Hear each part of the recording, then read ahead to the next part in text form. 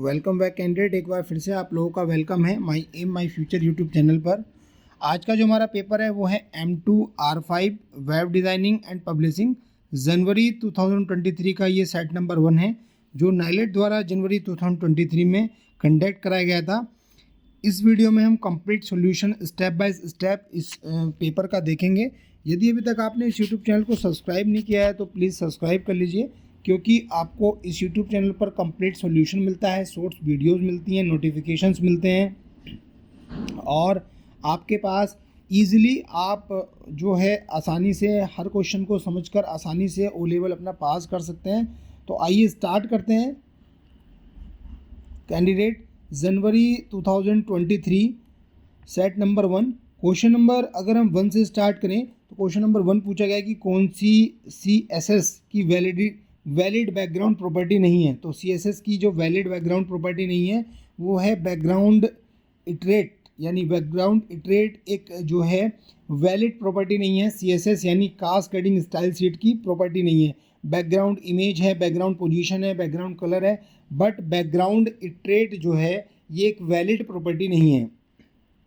Question number 2 W3.CSS के बारे में क्या सही नहीं है, यानी क्या ट्रू नहीं है। तो इसका जो डी ऑप्शन है वो है कि W3.CSS मानक CSS नहीं है, यानी एक स्टैंडर्ड CSS नहीं है।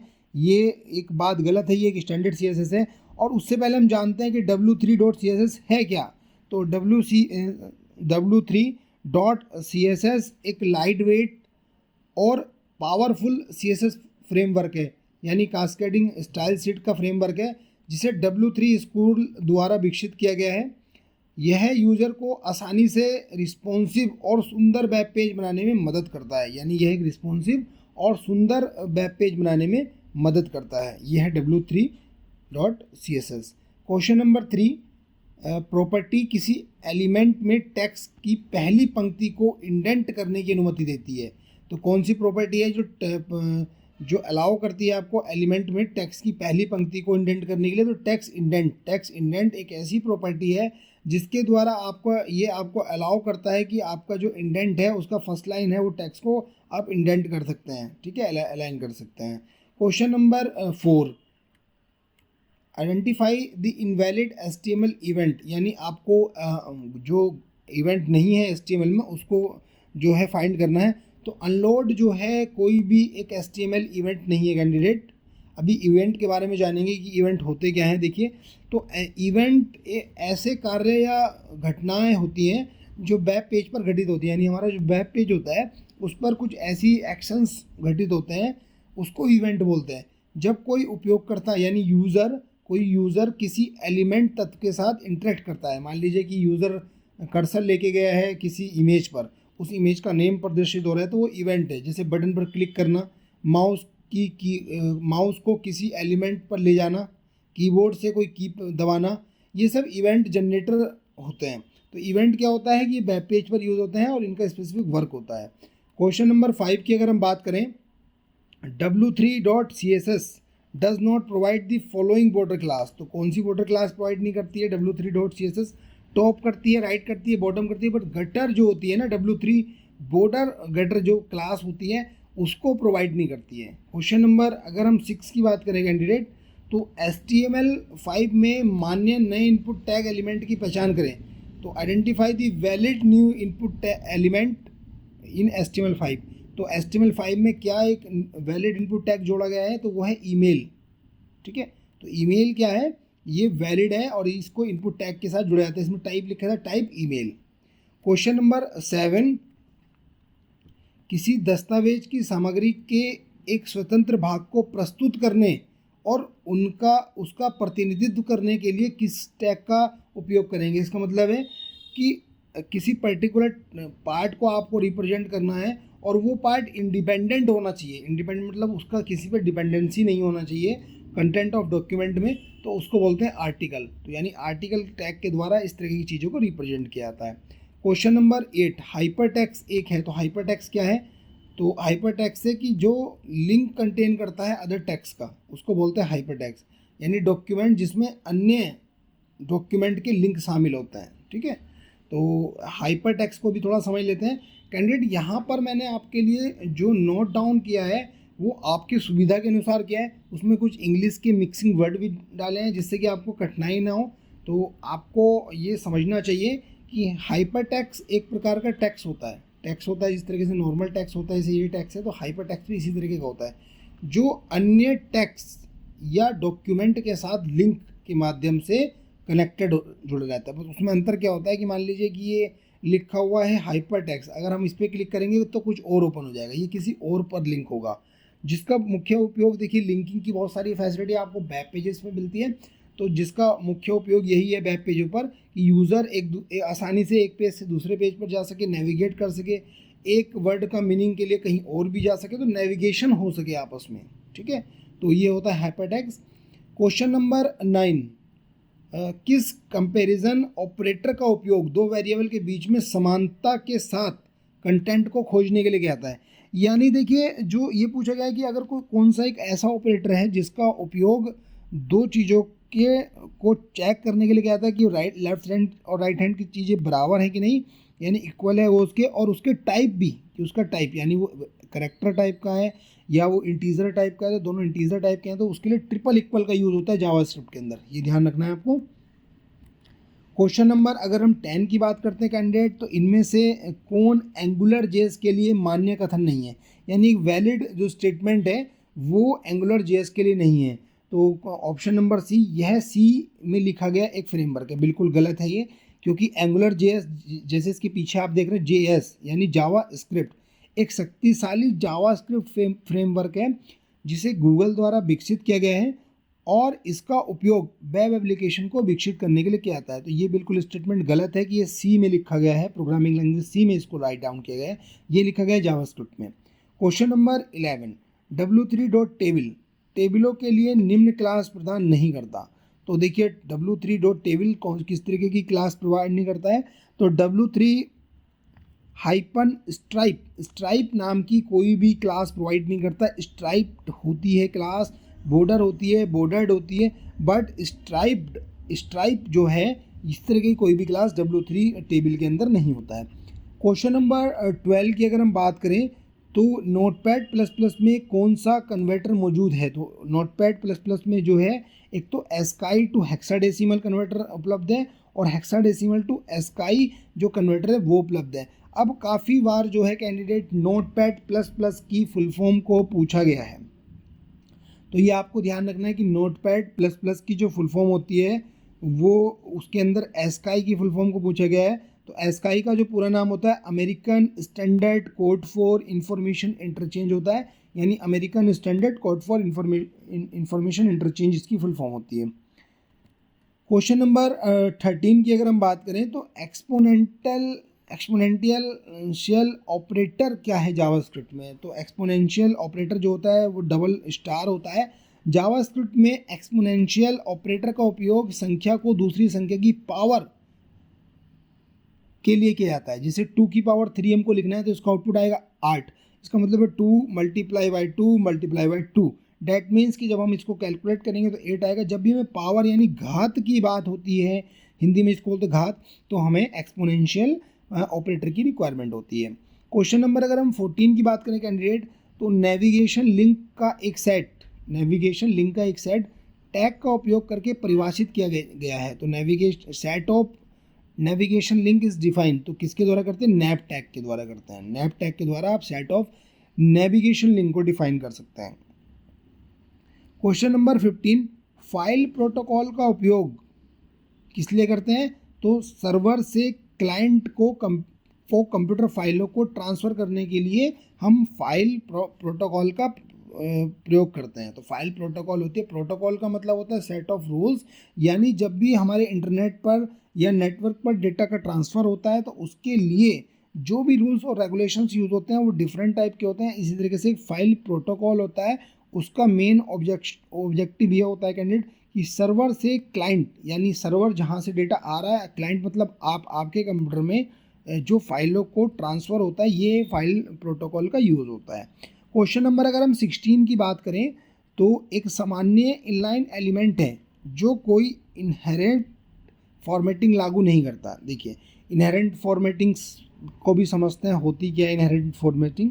इनहेरेंट फॉर्मेटिंग का मतलब है कि टेक्स्ट या डेटा पहले से ही एक स्पेशल फॉर्मेट में है। टेक्स्ट और डेटा आपका कोई स्पेशल फॉर्मेट में है। यह फॉर्मेट स्वरूपण टेक्स्ट के फॉन्ट यानी रंग यानी कलर, आकार और अन्य स्टाइलिंग विशेषताओं को निर्देशित करता है। इसका मतलब इनहेरेंट फॉर्मेटिंग का कि वो एक स्पेशल फॉर्मेट में है डेटा। स्पेशल फॉर्मेट में क्या क्या चीज़ आ सकती है, एक तो फॉन्ट आ सकता है, उसका कलर आ सकता है, उसका साइज़ आ सकता है और अदर स्टाइलिंग विशेषता आ सकती हैं। तो जनरली जो जेनरिक इनलाइन एलिमेंट है जो अप्लाइड नहीं होता है वो कलर पर अप्लाई नहीं होता है। डिप पर अप्लाई कर सकते हैं, स्पैन पर अप्लाई कर सकते हैं, विड्थ पर अप्लाई कर सकते हैं, बट आपको कलर पर ये फैसिलिटी नहीं मिलेगी। क्वेश्चन नंबर अगर हम 17 की बात करें कैंडिडेट, तो फोटो एडिटिंग सॉफ्टवेयर की विशेषताओं की पहचान करें। तो फोटो एडिटिंग जो सॉफ्टवेयर होता है उसमें कौन कौन सी जो स्पेशलिटी होती है यानी फीचर होते हैं, तो देखिए एयर ब्रेसिंग भी होता है, रेड आई रिमूवल भी होता है, क्रॉपिंग भी होता है। तो उपरोक्त सभी यानी ऑल ऑफ दी अबव इसका करेक्ट आंसर होगा। ये सारी की सारी फैसिलिटीज़ फोटो एडिटिंग सॉफ्टवेयर में होती है। यहाँ पर मैं एक चीज़ आपको और रिमाइंडर करा देता हूँ, यदि ये सारे क्वेश्चन देख रहे हैं आप, ये प्रैक्टिकल सॉल्यूशंस है, प्रैक्टिकल क्वेश्चंस हैं। M1 R5 M2 R5 जितने भी नाइलेट के पेपर हैं उसमें प्रैक्टिकली क्वेश्चंस का बहुत इंपॉर्टेंट रोल है। तो प्रैक्टिकल सीरीज हमारे यूट्यूब चैनल पर अवेलेबल है, उसको देख लीजिए। आई बटन में मैं उसका लिंक आपको प्रोवाइड कर दूंगा, जिससे कि आप इजीली तौर पर बहुत ही एक स्टैंडर्ड वे में अपना ओ लेवल पास कर सकें और आप नॉलेज बेस भी हो सके, जिससे कि आपको जॉब लेने में भी आसानी हो। क्वेश्चन नंबर 18, कौन सा फिल्टर फोटो को टिल्ट करने के लिए कैमरा लेंस में रंगीन फिल्टर जोड़ने वाले फोटोग्राफरों के विचार पर आधारित है। तो देखिए टिल्ट, एक शब्द है टिल्ट। तो टिंट क्या होता है, एक्चुअली यहाँ पर एक वर्ड आया था टिंट, देखिए यहाँ पर आया था टिंट। तो टिंट होता क्या है पहले तो हम समझते हैं।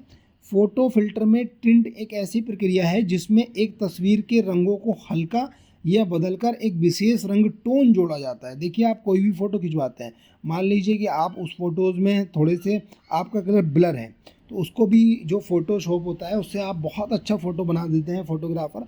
और आपके मान लीजिए कोई फेस पर कोई मार्क है तो उस मार्क को भी वो रिमूव कर देते हैं। तो ये जो टिंट है, इस तरीके की फैसिलिटी है, वो उसको बोलते हैं फ़ोटो फिल्टर।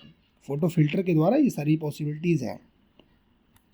क्वेश्चन नंबर अगर हम 19 की बात करें कैंडिडेट, तो HTML के लेवल टैग के बारे में क्या सही नहीं है। तो लेवल टैग के बारे में क्या सही नहीं है, तो यहाँ पर 3 बातें बोली गई हैं। क्या चीज़ नहीं है, कई फॉर्म तत्वों यानी define level for many form element, तो ये बात बिल्कुल गलत है। Useful for screen reader user, बिल्कुल फॉल्स है ये level. Useful for visually challenges user, ठीक है। तो इसका मतलब देखिए क्या क्या चीज़ सही नहीं है, तो इनमें से कोई भी चीज़ सही नहीं है, ठीक है। ये ध्यान रखना है कि कोई भी चीज़ सही नहीं है इसके लिए। क्वेश्चन नंबर अगर हम 20 की बात करें, स्टाइल शीट की बॉडी में शामिल है। तो स्टाइल शीट की बॉडी में क्या चीज़ शामिल होता है, स्टाइल के रूल्स, कि जब आप बॉडी के अंदर स्टाइल शीट क्या होती है यानी एक्सटर्नल शीट, किसकी, CSS की, कैस्केडिंग स्टाइल शीट इसी को बोलते हैं। तो उसमें क्या होता है, स्टाइल के रूल्स होते हैं। क्वेश्चन नंबर 21 इंपॉर्टेंट क्वेश्चन है, SGML की फुल फॉर्म काफ़ी बार नाइलेट ने अपने एग्जामिनेशन में पूछी है, ओल्ड एग्जामिनेशन में पूछी है। तो देखिए कैंडिडेट, ये तो पेपर मैं आपको सोल्व भी करा रहा हूँ, बट आपके लिए मैं स्पेशली मैराथन पेपर भी लेके आता हूँ।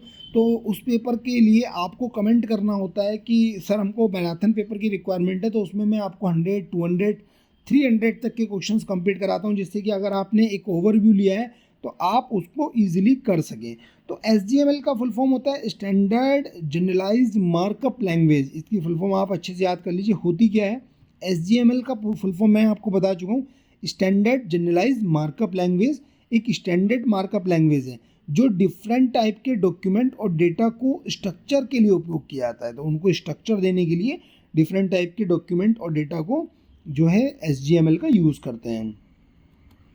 क्वेश्चन नंबर 22 की अगर हम बात करें, तो यहाँ पर रेक्टेंगुलर मार्की टूल यानी रेक्टेंगुलर मार्क्यू टूल का यूज़ जो है प्रयोग क्या किया जाता है।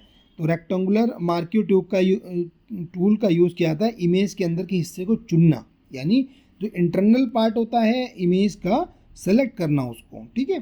तो रेक्टेंगुलर मार्क्यू जो टूल होता है ग्राफिक एडिटिंग टूल है जो ग्राफिक्स के जो सॉफ्टवेयर होते हैं उसमें उपयोग होता है, ठीक है। जैसे कि एडोब फोटोशॉप है, उसमें रेक्टेंगुलर मार्क्यू का यूज़ होता है।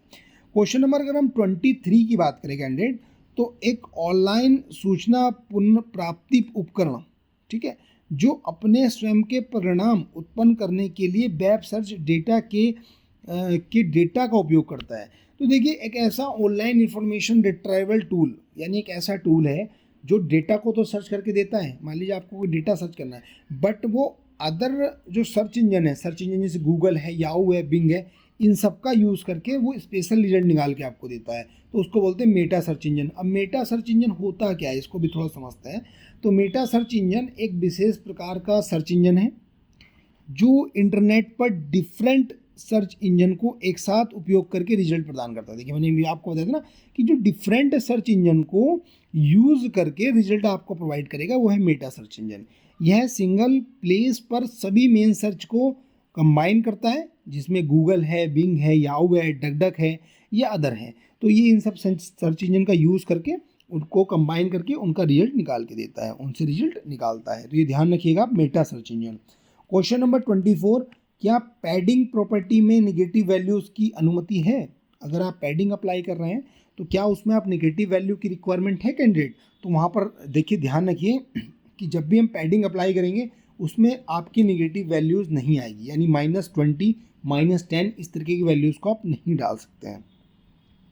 क्वेश्चन नंबर 25, जब यूज़र माउस कर्सर को स्पेसिफाइड एलिमेंट पर ले जाता है तो सूडो क्लास एक्टिव हो जाता है। देखिए तो क्या है कि जब मान लीजिए एक यूज़र है, आप उस यूज़र है वहाँ पर कर्सर को किसी स्पेसिफिक पार्ट पर ले गया, किसी स्पेसिफिक एलिमेंट पर ले गया, तो एक सूडो क्लास होती है वो एक्टिवेट हो जाती है, उसको बोलते हैं होवर। होवर एक एलिमेंट है तो वो ओपन हो जाता है। देखिए ठीक है, तो वेब डिज़ाइनिंग में होवर जो है एक CSS की प्रॉपर्टी है जो उस समय एक्टिव होती है जब उपयोग करता है, यानी यूज़र माउस को किसी विशिष्ट एलिमेंट के ऊपर ले जाता है, ठीक है। तो ये ध्यान रखिए कि होवर एक प्रॉपर्टी है माउस में, CSS में।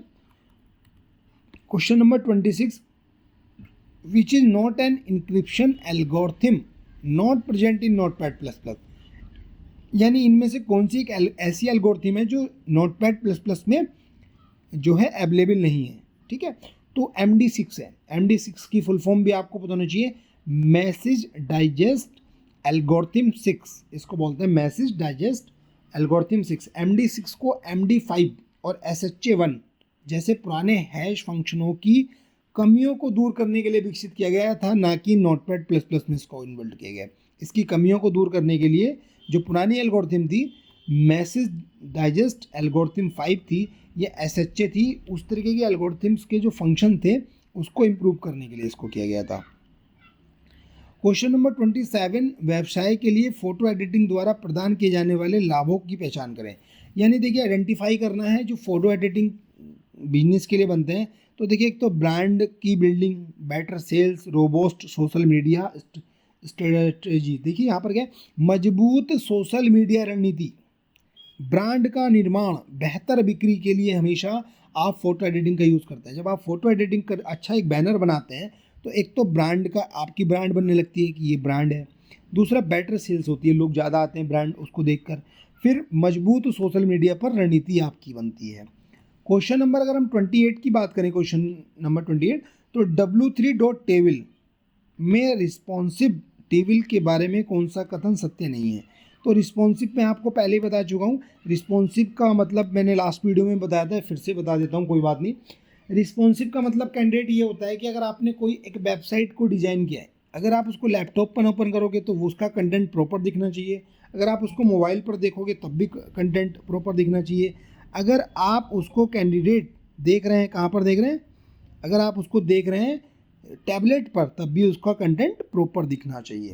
तो ये जो W3 रिस्पॉन्सिव क्लास एक जो है उत्तरदायी तालिका बनाता है। डेट मीन्स कि W3 responsive class creates a responsive table. बिल्कुल गलत बात है, W3 रिस्पॉन्सिव जो टेबल है वो कभी भी रिस्पॉन्सिव नहीं बनती है, तो ये सही नहीं है, ठीक है। क्वेश्चन नंबर 29 की अगर हम बात करें कैंडिडेट, इमेज में टोन कैसे बनाए जाते हैं? तो देखिए टोन्स की बात हो रही है, टोन्स कैसे क्रिएट करते हैं? जब रंग में ग्रे रंग जोड़ा जाता है तो उसको बोलते हैं टोन्स, ठीक है।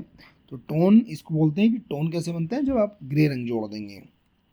उसके बाद क्वेश्चन ये आ रहा है कॉन्फ्लिक्टिंग स्टाइल।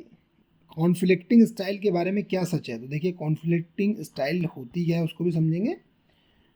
जब किसी वेब पेज या एप्लीकेशन में एक ही एलिमेंट के लिए दो या दो से अधिक स्टाइल्स यानी सीएसएस लागू की जाती हैं।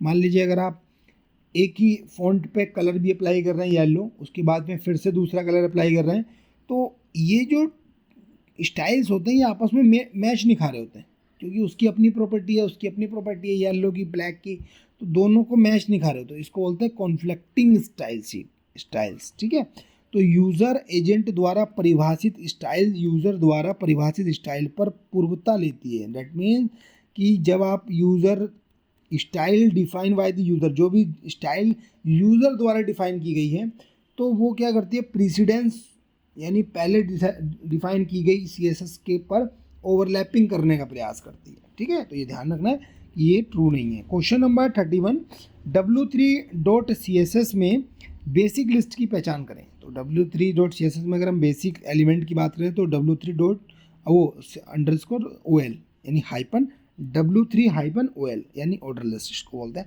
w3-ol एक HTML एलिमेंट है जिसको ऑर्डर लिस्ट को प्रस्तुत करने के लिए उपयोग की जाती है। इस एलिमेंट का उपयोग करके आप विभिन्न प्रकार की लिस्ट सूचियों को दिखा सकते हैं, जैसे कि संख्या दिखानी है, एक सीक्वेंस 1 2 3, या फिर आपको बड़माला का क्रम दिखाना है, ए वैसे रोमन दिखाना है आपको 1 2 3, तो इस तरह की चीज़ों को आप एक ऑर्डर लिस्ट में जोड़ सकते हैं। क्वेश्चन नंबर 32 की अगर हम बात करें तो कुकीज़ के बारे में गलत कथनों की पहचान करें। तो कुकीज़ क्या है, सबसे पहले तो ये भी समझना बहुत ज़रूरी है। देखिए पेपर तो हो रहा है, पेपर तो नाइलेट अच्छे से ले रहा है, बट जो उसके मीनिंग है, उसके वर्ड हैं, वो आपको अच्छे से जानकारी होना चाहिए। आपको स्टडी जो करनी है ओनली पास होने के लिए नहीं करनी है, आपको एक एम्प्लॉयमेंट के लिए करनी है कि आपको रोज़गार मिल सके, चाहे आप अपना बिजनेस कर सकें या फिर आप नौकरी ले सकें या फिर आप कुछ भी काम करें, बट जो है आपको नॉलेज होना बहुत इंपॉर्टेंट है। हमारे चैनल का मेन ऑब्जेक्टिव यही है कैंडिडेट कि थ्योरेटिकल और प्रैक्टिकल नॉलेज आपके पास एक एडवांस लेवल की होनी चाहिए, जिससे कि आप आसानी से सर्टिफिकेट लेने के बाद भी अपने आप को एक मोटिवेटेड कैंडिडेट के रूप में पा सकें। कुकीज़ एक प्रकार का डेटा होता है, एक्चुअली डेटा होता है कुकीज़, ठीक है, मान ली ये बात, जो वेब ब्राउज़र के द्वारा वेबसाइट से आपके कंप्यूटर या डिवाइस पर ट्रांसफ़र किया जाता है। तो वेब ब्राउज़र यानी इसका मतलब जब आप इंटरनेट चलाएंगे और वेबसाइट को ओपन करेंगे तो आपके कंप्यूटर या डिवाइस जो भी आप यूज़ कर रहे हैं, मोबाइल है या आपका टैबलेट है या लैपटॉप है, उस पर वो डेटा ट्रांसफ़र होता है। इसको बोलते हैं कुकीज़। कुकीज़ प्रोग्राम होते हैं जो वेब क्लाइंट के बैकग्राउंड में चलते हैं। ये कहाँ चलते हैं? ये रन होते हैं बैकग्राउंड में, किसके? वेब क्लाइंट के। क्वेश्चन नंबर 33, आई फ्रेम टैग के बारे में कौन सा सही है? तो आई फ्रेम जो टैग होता है उसके बारे में पूछा गया है। तो ये एक इनलाइन फ्रेम है, बिल्कुल सही बात है, ये एक इनलाइन फ्रेम है। और बी है कि किसी अन्य दस्तावेज यानी किसी कोई अदर डॉक्यूमेंट है को प्रेजेंट HTML दस्तावेज में एम्बेडेड करने के लिए, बिल्कुल सही बात है। ये आई फ्रेम का यूज़ ही इसलिए होता है कि एक तो ये इनलाइन है, एक लाइन में लग जाता है, दूसरा ये है कि एक्सटर्नल डॉक्यूमेंट को आपको दिखाना है अपने डॉक्यूमेंट में, तो फिर आप इनलाइन का वो आई फ्रेम का यूज़ करेंगे। तो कैंडिडेट ये जैसे आई फ्रेम है, ये इस तरह के क्वेश्चंस हैं, ये सारे के सारे हमने यूट्यूब पर अपने चैनल पर कंप्लीटली एक सीरीज़ में बताए हैं, तो आप उनको फॉलो करिए, नॉलेज बढ़ाइए, अपडेट रहिए और अपने आप को मोटिवेटेड फील करिए। क्वेश्चन नंबर 34, स्टाइल क्लास के बारे में क्या सही नहीं है? तो देखिए स्टाइल क्लास के बारे में, स्टाइल क्लास होती क्या है, देखिए पहले उसको समझते हैं। तो HTML और CSS में एक इम्पोर्टेंट रोल है किसका? स्टाइल क्लास का, जो वेब पेजेस को स्टाइल यानी वेब पेजेस जो होते हैं उसको स्टाइल और रूपांतरित करने में मदद करता है। स्टाइल क्लास से आप विशेष यानी विशिष्ट स्पेशल डिज़ाइन नियमों को एक समूह में संग्रहित कर सकते हैं और फिर उन्हें एक से अधिक HTML एलिमेंट पर लागू कर सकते हैं। तो स्टाइल क्लास डिक्लेरेशन अंडरस्कोर से पहले होती है। देखिए यहाँ पर क्या कहा गया है, style class declaration are preceded by an underscore. तो ये चीज़ इसमें सही नहीं है, तो अंडरस्कोर से पहले नहीं होती, गलत है ये। क्वेश्चन नंबर 35 की अगर हम बात करते हैं तो यहाँ पर आप देखते हैं identify the default font use in W3। देखिए लास्ट पेपर में भी आया था क्वेश्चन, मल्टीपल टाइम्स रिपीट्स हो रहे हैं क्वेश्चन, तो इसी के लिए मास्टर सीरीज चलाते हैं, यानी मास्टर या मैराथन क्लासेस जिसको बोलते हैं वो चलाते हैं। तो जो वर्दाना है वो एक डिफ़ॉल्ट फॉन्ट है जो W3 में यूज़ किया जाता है। क्वेश्चन नंबर 36, जावास्क्रिप्ट में एक एलिमेंट का उपयोग करके एक्सेस किया जा सकता है। तो जावास्क्रिप्ट में अगर आपको किसी भी एलिमेंट की वैल्यूज़ को एक्सेस करना है तो उसके लिए गेट एलिमेंट बाय नेम से कर सकते हैं, गेट एलिमेंट बाय आईडी से कर सकते हैं, gate element by class name से कर सकते हैं। ये बहुत ही इंपॉर्टेंट क्वेश्चन है इंटरव्यू के पर्पज़ से भी कैंडिडेट, कि जब हम इंटरव्यू में जावास्क्रिप्ट का इंटरव्यू देने जाते हैं तो वहाँ पूछा जाता है कि एलिमेंट को एक्सेस करने के कौन कौन से मेथड है आप जानते हैं, तो वहाँ आपको बताना है gate element by ID, gate element by name, gate element by class. और ये जो है डॉम मॉडल पर वर्क करता है, डॉक्यूमेंट ऑब्जेक्ट मॉडल पर। Question number 37, HTML binds the value of control to the application data. तो अगर HTML में आपको जो वैल्यूज़ होती हैं, एप्लीकेशन आप बना रहे हैं HTML में, ऐसे कौन से कंट्रोल्स के द्वारा वैल्यूज़ को बाइंड कर सकते हैं, यानी उसको कंट्रोल कर सकते हैं। तो NG मॉडल, ये मैं आपको पहले ही बता चुका हूँ, लास्ट वीडियो में भी MVC का कंसेप्ट आता है, मॉडल व्यू कंट्रोलर। मॉडल यानी डेटा से संबंधित, वैल्यू से संबंधित बात, कंट्रोलर मतलब बैकग्राउंड कोड, और व्यू मतलब जो डेटा आपको दिखता है। Question number 38, which is not a valid encoding standard not present in notepad plus plus. कौन सा एक वैध इनकोडिंग मानक नोटपैड प्लस प्लस में मौजूद नहीं है? और UTF-16 नहीं है कैंडिडेट, तो ये आपको ध्यान रखना है। NSI है, UTF-8 है, UTF-8 बॉम, ठीक है। Question number 39, angular JS application को इनिशियलाइज करने का निर्देश क्या कहलाता है? तो कैसे करेंगे आप एंगुलर JS में इनिशियलाइजेशन कैसे करेंगे? तो ng-app के द्वारा आप कर सकते हैं। क्वेश्चन नंबर अगर हम 40 की बात करें तो ब्राउज़र आमतौर पर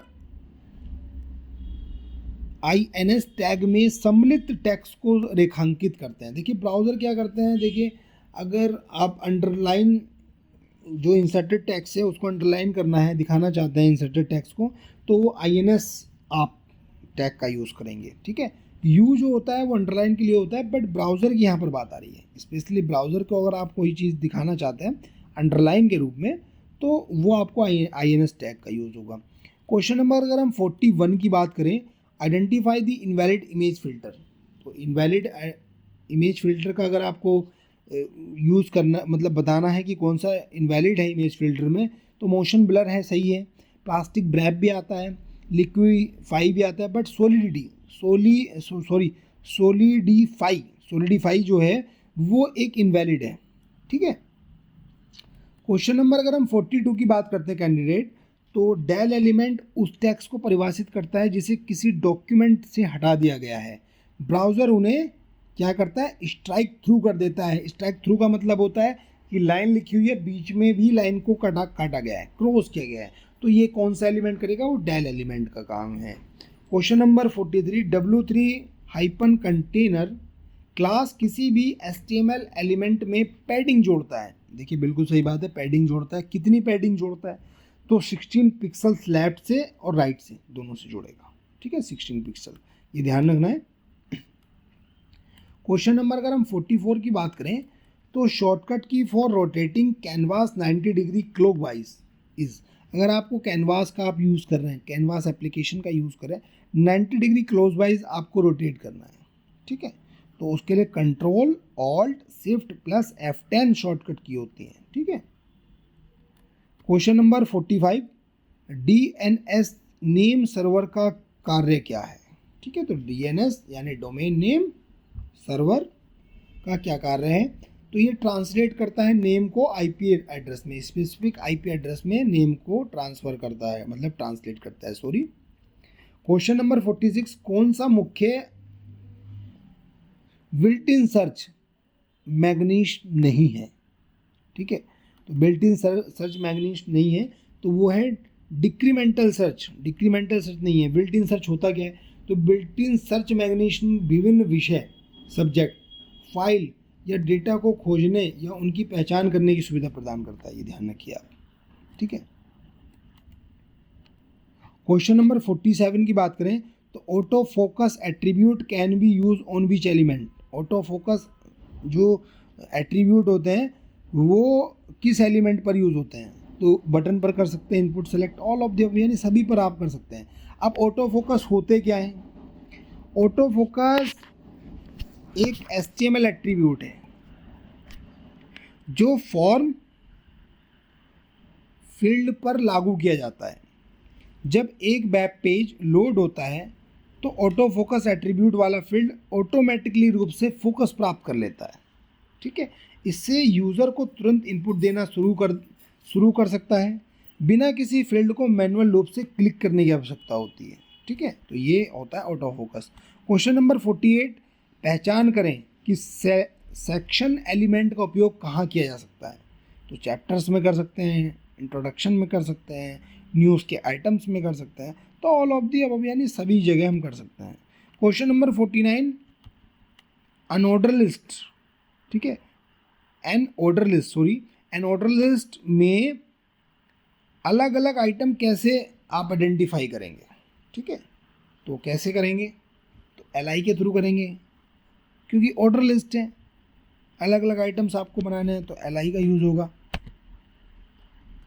क्वेश्चन नंबर अगर हम 45 की बात करते हैं कैंडिडेट, यहाँ पर हम जो है नीचे आएंगे, 50 की बात करेंगे अब हम, क्योंकि हमने ये LI देख लिया है। तो क्वेश्चन नंबर 50 की बात होगी, कौन सा वैध CSS प्रकार नहीं है। तो वैलिड CSS प्रकार कौन सा नहीं है, क्योंकि मैं पहले ही बता चुका हूँ, इनलाइन है, एक्सटर्नल है, एम्बेडेड है, बट आउटलाइन कोई भी CSS का टाइप नहीं है।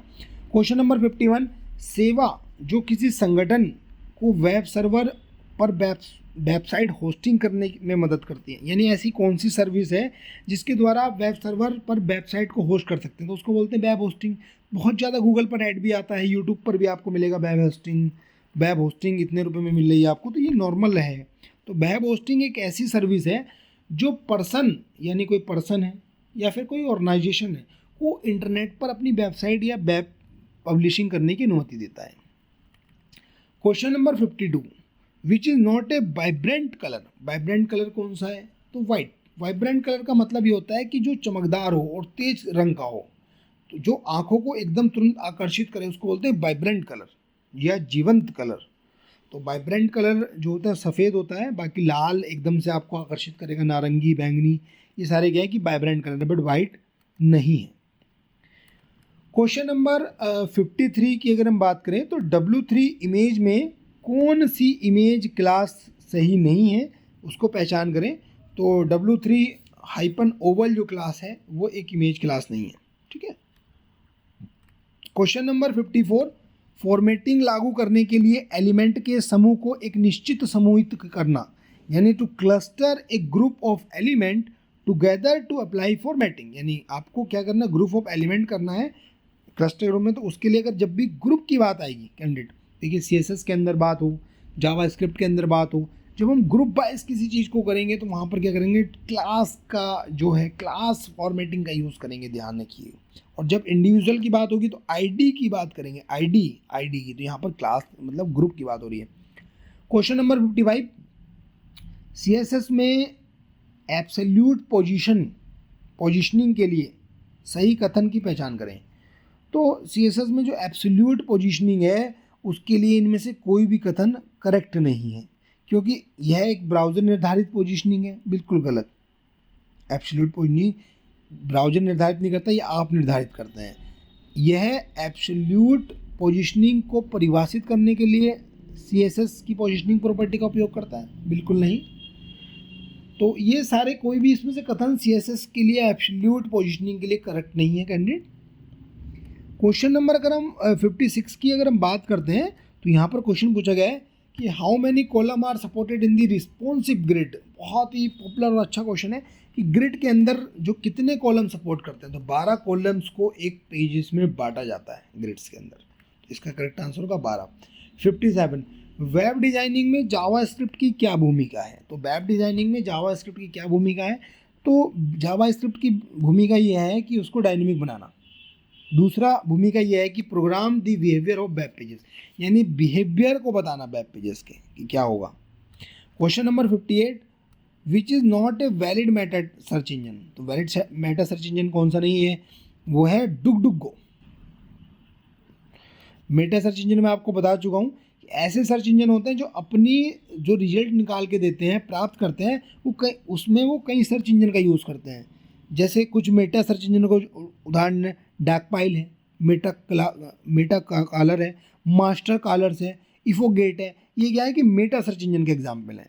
तो मेटा सर्च इंजन कौन सा नहीं है, DuckDuckGo. Question number 59, user input, user action और ब्राउज़र एक्शन की पहचान करने के लिए क्या उपयोग करते हैं, इवेंट हैंडलर का यूज़ करते हैं। तो इवेंट हैंडलर क्या होता है, इवेंट हैंडलर एक फंक्शन होगा या कोड होगा जो किसी वेब पेज पर एप्लीकेशन में होने वाली इवेंट यानी घटना के प्रोसेस की प्रतिक्रिया को एग्जीक्यूट करेगा। ठीक है, तो ये ध्यान रखना है, इवेंट हैंडलर्स होते हैं कि अगर आपको यूज़र का इनपुट, यूज़र का एक्शन, ब्राउज़र एक्शन, ये सब की पहचान करनी है। तो क्वेश्चन नंबर अगर हम 60 की बात करते हैं तो quick selection tool is used for the purpose of. तो क्विक सिलेक्शन टूल का यूज़ किस लिए करते हैं, तो इनमें से किसी के लिए नहीं करते। कॉपी सिलेक्शन के लिए नहीं करते, पेस्ट सिलेक्शन के लिए नहीं करते, फाइंड इमेज की एजेस और ऑटोमेटिकली स्टॉप दी सिलेक्शंस के लिए नहीं करते। एक्चुअली क्विक सिलेक्शन टूल होता कहाँ पर यूज़ होता है, एक्चुअली क्विक जो सिलेक्शन टूल है कैंडिडेट, वो एडोब फोटोशॉप में उपलब्ध एक उपयोगी टूल है। ठीक है, जो इमेजेस से ऑब्जेक्ट या फील्ड को आसानी से सिलेक्ट करने में मदद करता है, ये सिलेक्शन टूल है। ठीक है, क्वेश्चन नंबर 61, CSS के बॉक्स मॉडल के बारे में क्या सही है। तो CSS के बॉक्स मॉडल के बारे में क्या सही है, तो यह एलिमेंट के चारों ओर खींचे गए वर्चुअल बॉक्स को परिभाषित करता है। ठीक है, वर्चुअल बॉक्स को डिफाइन करता है, उसी को CSS बॉक्स मॉडल बोलते हैं। क्वेश्चन नंबर 62, आइडेंटिफाई करना है आपको इनकरेक्ट मीडिया टाइप डिफाइन इन CSS2। तो हैंड हेल्ड है, वेल ब्रेल है, एरियल है, बट प्रिंट कोई भी मीडिया टैग नहीं है, मीडिया टाइप नहीं है, sorry. Question number 63, W3 hyphen colour और W3 hyphen text hyphen colour classes का उपयोग कोई HTML एलिमेंट को कलर करने के लिए किया जाता है। तो यहाँ पर किस लिए किया जाता है इन क्लासेस का उपयोग, किसी भी HTML एलिमेंट को कलर करने के लिए। क्वेश्चन नंबर 64, यहाँ पर पूछा गया है कि गॉसियन ब्लर के लिए को एक्टिव करने के लिए शॉर्टकट की कंट्रोल ऑल्ट शिफ्ट प्लस जी, ये होता क्या है, गॉसियन ब्लर जो होता क्या है कैंडिडेट।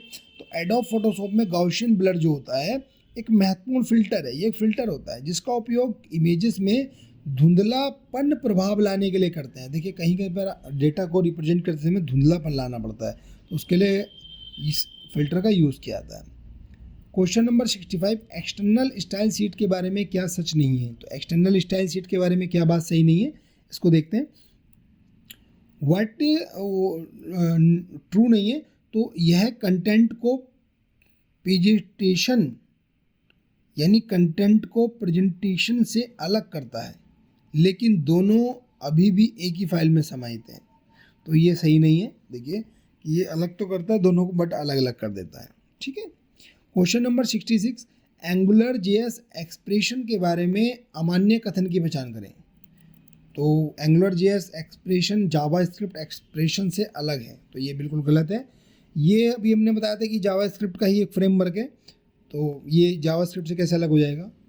तो एंगुलर JS एक स्ट्रक्चर्ड जावास्क्रिप्ट फ्रेमवर्क है जिसका उपयोग सिंगल पेज SPA के लिए होता है सबसे ज़्यादा। देखिए सिंगल पेज एप्लीकेशन और वेब एप्लीकेशन विकसित करने के लिए करते हैं। यह गूगल द्वारा विकसित किया गया है और ओपन सोर्स है। ठीक है, क्वेश्चन नंबर 67, टैग एक वेब पेज में CSS एम्बेडेड करता है। तो टैग जो एम्बेडेड करता है CSS को वो है स्टाइल टैग।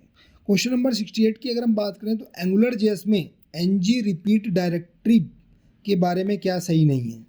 तो ng रिपीट डायरेक्टरीज के एक HTML एलिमेंट को दोहराता है, तो ये सही नहीं है। ng जो रिपीट डायरेक्टरी है वो क्लोन बनाता है HTML के, अगर उसको ट्रेड करेंगे आप। ठीक है, यूज़ करता है, एरे ऑफ ऑब्जेक्ट का यूज़ करता है। क्वेश्चन नंबर 69, जावास्क्रिप्ट में एक वेरिएबल का डेटा टाइप प्राप्त करने के लिए किस ऑपरेटर का उपयोग किया जाता है? तो टाइप ऑफ ऑपरेटर का यूज़ किया जाता है। अगर आपको डेटा टाइप पता करना है किसी भी उसका, तो टाइप ऑफ ऑपरेटर अवेलेबल है।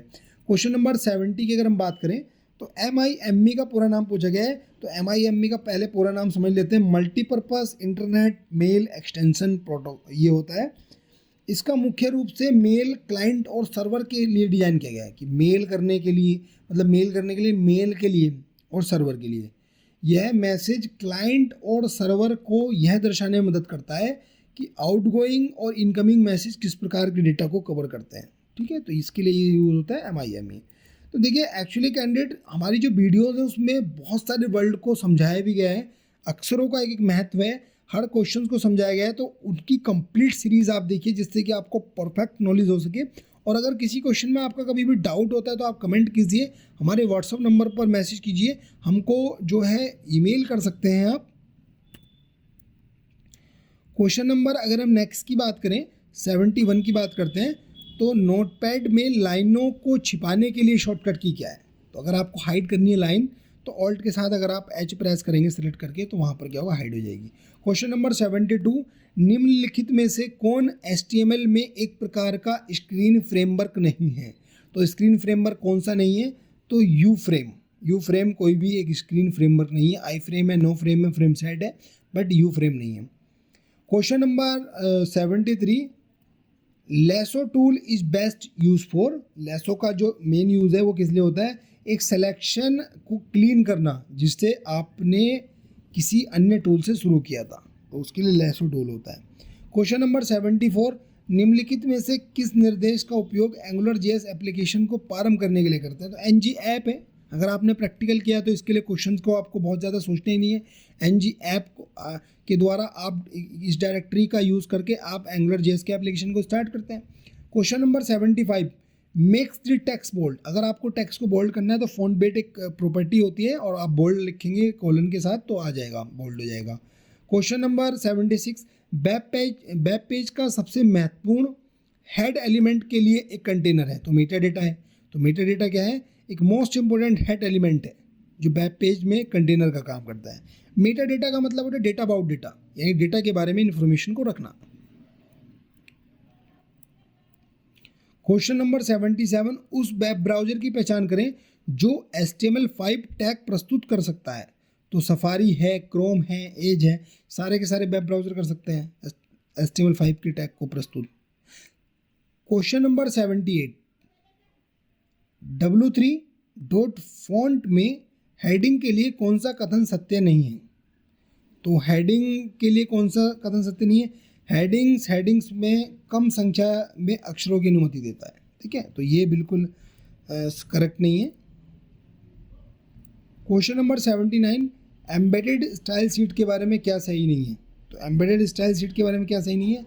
तो the style sheet elements type attribute specify the multipurpose internet mail extension type that describe a file content. तो देखिए ये नहीं है कि जो आपकी स्टाइल है, स्टाइल एलिमेंट है, एक विशेष प्रकार के मल्टीपर्पज यानी MIME को निर्देशित करता है जो फाइल की सामग्री का वर्णन करता है। बिल्कुल गलत है ये। क्वेश्चन नंबर अगर हम 80 की बात करते हैं, तो W3-पैनल के संबंध में कौन सा कथन सही है? तो सारे के सारे कथन सही हैं कि W3 पैनल क्लास नोट्स प्रदर्शित करने के लिए एकदम सही है, बिल्कुल सही बात है। W3 पैनल क्लास कोड्स प्रदर्शित करने के लिए बिल्कुल सही बात है। W3 पैनल क्लास अलर्ट करने के लिए, अलर्ट प्रदर्शित करने के लिए बिल्कुल, तो ये सारे स्टेटमेंट करेक्ट हैं। क्वेश्चन नंबर 81, CSS में सूडो के बारे में गलत कथन की पहचान करें। तो गलत कथन की पहचान करने के लिए देखिए आपको क्या है, तो सूडो एलिमेंट की आपको पहचान करनी है CSS के अंदर क्लास के बारे में। तो सूडो क्लास को एलिमेंट के नाम से अंडरस्कोर द्वारा अलग किया जाता है। बिल्कुल गलत बात है ये, कि ये गलत कथन है कि अंडरस्कोर द्वारा नहीं किया जाता है। क्वेश्चन नंबर अगर हम 82 की बात करते हैं, तो कलर इन्हांसमेंट आपको करना है, तो उसका रेफरेंस क्या होगा? किसी भी प्रकार की प्रक्रिया प्रोसेस या उपचार जो प्राकृतिक हीरे के रंग को संशोधित या बढ़ावा देता है, ठीक है, तो इसको बोलते हैं colour enhancement. Question number 83, JavaScript code को पुराने ब्राउज़र में चलाने के लिए किस कीवर्ड का उपयोग करेंगे? तो वेयर कीवर्ड का यूज़ करेंगे। अगर आप ओल्ड का चला रहे हैं, न्यू है तो आप लेट का यूज़ कर सकते हैं। क्वेश्चन नंबर 84, ठीक है, आधिकारिक W3 अनुशंसा बनाने के लिए सबसे पहले कौन सा CSS विनिर्देश घोषित किया गया था? यानी विच CSS यानी cascading style sheet specification was first declared to the become an official W3C recommendation। तो CSS लेवल 1 था जिसको सबसे पहले किया गया था। क्वेश्चन नंबर 85, जावास्क्रिप्ट में वेरिएबल को सेट का प्रयोग करके घोषित नहीं किया सकता है। देखिए, वेरिएबल को अगर आपको डिक्लेयर करना है तो वेर के थ्रू, कीवर्ड के थ्रू कर सकते हैं, लेट एक कीवर्ड होता है उसके थ्रू कर सकते हैं, नथिंग के द्वारा कर सकते हैं, बट सेट के द्वारा आप नहीं कर सकते हैं। क्वेश्चन नंबर 86, कौन सी क्लास प्रॉपर्टी इमेज को ट्रांसपेरेंट बनाती है? तो ओपेसिटी है। प्रैक्टिकली क्वेश्चन है W3 hyphen opacity. Question number 87, index page है। तो इंडेक्स पेज क्या है? वेबसाइट का पहला पेज को इंडेक्स पेज बोलते हैं, ठीक है, ध्यान रखिए। क्वेश्चन नंबर 88, .edu डोमेन क्या दर्शाता है? तो एजुकेशन के लिए, जिस भी वेबसाइट क्या है पीछे .edu लगा है मतलब वो एजुकेशन वेबसाइट है। क्वेश्चन नंबर 89, W3 लिस्ट में कौन सा एक वैलिड लिस्ट टाइप नहीं है? तो एक्स स्मॉल एक वैलिड लिस्ट टाइप नहीं है, स्मॉल है, लार्ज है, एक्स लार्ज है। Question number 90, invalid input tag type विशेषता मान की पहचान करें। यानी आपको इनवैलिड टाइप की पहचान करनी है तो रेडियो बॉक्स नहीं होता है, चेक बॉक्स होता है, सबमिट होता है, टेक्स्ट। रेडियो बॉक्स नहीं होता, उसके स्थान पर टाइप रेडियो होता है। तो यहाँ पर रेडियो के साथ बॉक्स भी लिखा गया है, तो ये टाइप में कभी भी रेडियो बॉक्स नहीं लिखते, रेडियो लिखते हैं। ये भी प्रैक्टिकल क्वेश्चन है। क्वेश्चन नंबर 91, विभिन्न स्थितियों के आधार पर विभिन्न क्रियाओं को करने के लिए किस जावास्क्रिप्ट स्टेटमेंट का उपयोग किया जाता है? तो उसके लिए करते हैं स्विच स्टेटमेंट का यूज़ करते हैं, यानी आपको डिफरेंट एक्शन परफॉर्म करने हैं। क्वेश्चन नंबर 92, निम्नलिखित में से किसका प्रयोग डायरेक्टरीज और प्रीफिक्स के रूप में किया जा सकता है? तो डाटा का कर सकते हैं, NG का कर सकते हैं, ये एंगुलर JS की बात हो रही है। 93, जावास्क्रिप्ट को बदल सकता है। तो HTML कंटेंट को, HTML एट्रीब्यूट वैल्यू को, HTML स्टाइल को, सब चीज़ को बदल सकती है जावास्क्रिप्ट, क्योंकि वो डायनेमिक ही है। क्वेश्चन नंबर 94 की अगर हम बात करते हैं तो इंटरनेट के सभी कंप्यूटर कनेक्शन द्वारा किस प्रोटोकॉल का उपयोग किया जाता है? तो TCP/IP। TCP/IP प्रोटोकॉल इंटरनेट और अन्य नेटवर्क पर डेटा के ट्रांसफ़र को कंट्रोल करने वाला प्रमुख प्रोटोकॉल है। TCP transmission control protocol data के विश्वसनीय स्थानांतरण को सुनिश्चित करता है, जबकि IP यानी इंटरनेट प्रोटोकॉल डेटा पैकेट को गंतव्य तक रूटीन करने का काम करता है। तो ठीक है, TCP और IP प्रोटोकॉल का यूज़ करते हैं। क्वेश्चन नंबर अगर हम 95 की बात करते हैं तो पहली कंडीशन गलत होने पर, अगर हमारी फर्स्ट कंडीशन फॉल्स हो गई तो फिर नई कंडीशन को चेक करना है, तो उसके लिए एल्स इफ स्टेटमेंट का यूज़ करेंगे, ठीक है। Question number 96, HTML non symmetric element find करने हैं इसके अंदर। तो डिव है, नॉन सिमेट्रिक एलिमेंट वे एलिमेंट हैं जिनके अंदर मौजूद कंटेंट के बारे में कोई विशिष्ट अर्थ नहीं बताते, ठीक है। डिव के अंदर आप कुछ भी लिख दिए, वो विशेष अर्थ नहीं बताएगा, वो तो आप जो लिखेंगे उसके अकॉर्डिंग चलेगा। तो ये नॉन सिमेट्रिक इसको बोलते हैं, ठीक है। क्वेश्चन नंबर 97, CSS के बारे में कौन सा कथन सही नहीं है? तो CSS के बारे में वेब पेज की सामग्री को मार्कअप करें, तो markup the content of web page, ये कथन सही नहीं है। क्वेश्चन नंबर 98, कौन W3.txt में मान्य टेक्स्ट अलाइनमेंट क्लास नहीं है? तो विच is not a valid text alignment class in W3.txt। तो W3 hyphen centre hyphen align ये एक वैलिड क्लास नहीं है, बाकी सारी वैलिड क्लास हैं। अगर हम क्वेश्चन नंबर 99 की बात करें तो HTTP पुट रिक्वेस्ट मेथड का उपयोग किया जाता है। तो HTTP hyper text transfer protocol जो पुट रिक्वेस्ट होती है तो रिप्लेस करती है स्पेसिफाइड डॉक्यूमेंट को विद इंक्लूज डेटा के साथ, इसका इंपॉर्टेंट रोल ये है। Question number 100, which statement is use to come out switch block. तो अगर आपको स्विच ब्लॉक से बाहर आने के लिए किसी स्टेटमेंट का यूज़ करेंगे तो ब्रेक स्टेटमेंट का यूज़ होता है। तो कैंडिडेट, इस वीडियो में हमने जाना कि 100 क्वेश्चन जो नाइलेट द्वारा कंडक्ट कराया गया जनवरी 2023 का सेट नंबर 1 था, उसके कंप्लीट सॉल्यूशन हमने स्टेप बाय स्टेप देखे और सारी की सारी प्लेलिस्ट मैं आपको आई बटन पर अवेलेबल करा दूंगा। आप आई बटन पर क्लिक करेंगे तो आपको प्लेलिस्ट मिल जाएगी। ये वीडियो आपको कैसे लगी आप हमें ज़रूर बताइए। किसी क्वेश्चन में अगर आपका डाउट है तो आप जो है उसको कमेंट कीजिए, हमें व्हाट्सएप नंबर पर आप व्हाट्सएप कर दीजिए। यदि आप कंप्लीट सीरीज चाहते हैं कि आपको ईजिली ओ लेवल को पास करना है, नॉलेज बेस्ड ओ लेवल को पास करना है, प्रैक्टिकल नॉलेज के साथ पास करना है, तो हमारे यूट्यूब चैनल पर वीडियोस अवेलेबल है, उसको कर सकते हैं। और हमारे पोर्टल पर का सब्सक्रिप्शन लेकर आप वहाँ पर प्रैक्टिस भी कर सकते हैं।